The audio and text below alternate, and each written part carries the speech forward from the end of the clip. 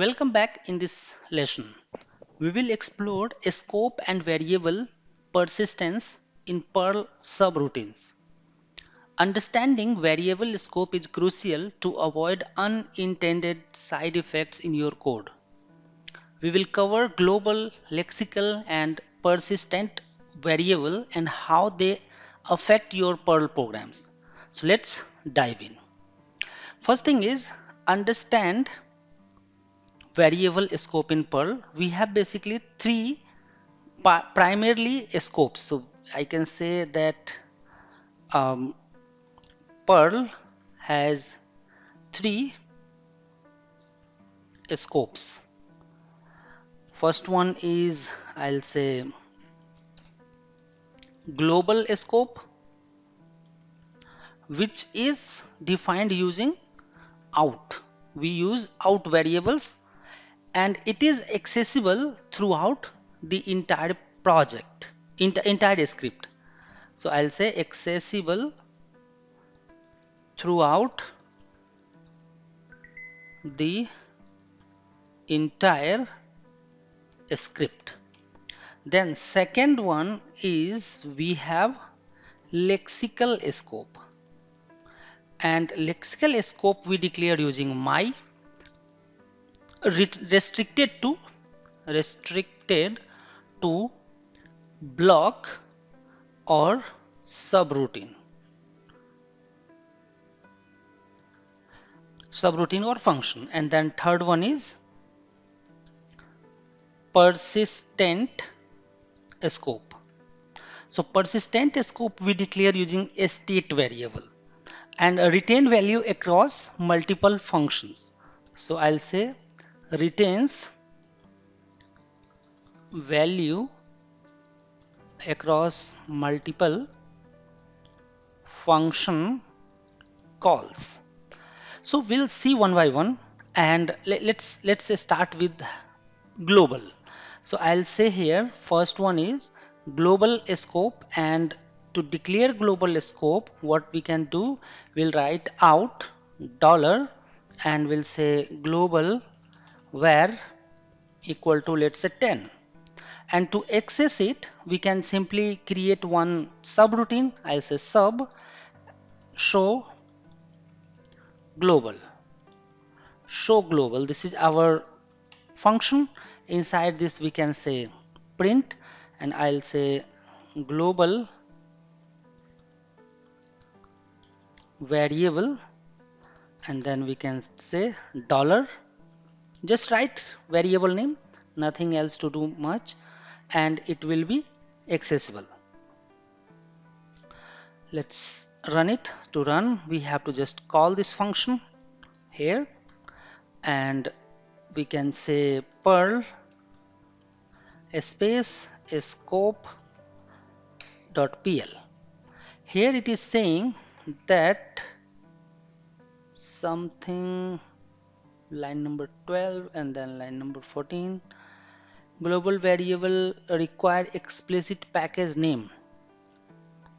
Do you declare a scope variable? Forget compilation error. Oh, it's our, our. Instead of out we have to write our. So let me just correct it again, our, and save it. Let's run again. You can see if you declare global scope we have to declare with our, and then we have my for lexical, and then state is for the persistent scope. So using this now accessible throughout the entire script. This variable can be accessible inside subroutine, outside, everywhere.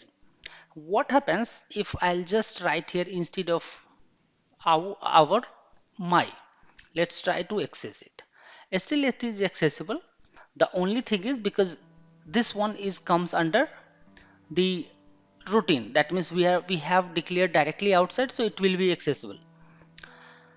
So first one is our, and this is we can directly access. The one of the drawback of declaring global variable is that if you change this value, or if any other subroutine will change this value, it will reflect that one to other variable. It is very difficult to track. Then second one is lexical scope.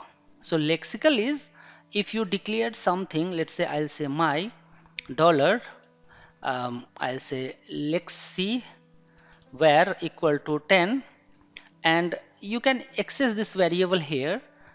That's not a problem. Let's say I'll say lexi variable. Let's put it here. There is no issue. If you just run, you will see output. But if we try to access this lexical variable outside the function, or just anywhere outside,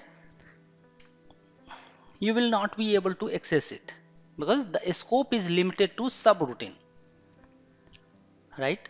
But if you declare any variable with our, you can access that. So now we can declare here using lexical scope my, and then using that lexical scope you can directly declare lexical scope variable. So here one of the thing that we need to note is that best practices is always use my for variable that should not persist outside their intended scope. It should be limited to this function. Then we should always use my. If anything which we wanted to declare globally, we should use our. Then next thing is we have persistent. Persistent variable is we declare with state. So sometimes we want a variable to retain its value between function calls without being global. This is where state comes in. So for example, if you want to use any state, in that case what we have to do, we'll have to use the persistent scope state. We have to import or use a feature which is called feature, I'll say state, and using that we can this particular state is required, so you have to use it. And now let's create here another function. I'll just make it comment for now, and to make it we have to write one function. I'll say sub counter, and here inside counter we can say state dollar count equal to 0. So initially our count is 0. Now what we will do, dollar count plus plus. We have incremented value 1, and then we'll say, and inside this we can say count equal to dollar count. So now we have this function available. Let's use this function counter 2-3 times. Just we wanted to check whether the value is retained or not. Let's run it. You can see value count 1, count 2, count 3. This is happening because of the state. So if we will not use a state, and instead of that, let's say if I'll use just my, then always your data will be same 1 1 1 1. So if you want something that your state should be saved, then you should use a state feature which is already inbuilt, and change instead of my you can use a state, and then your data will be persistent. So each time counter function is called, it will remember the previous value and then it will increment it. So we can say this is a kind of caching which is already inbuilt. So this is how we can use these 3 scopes in our program. See you in the next.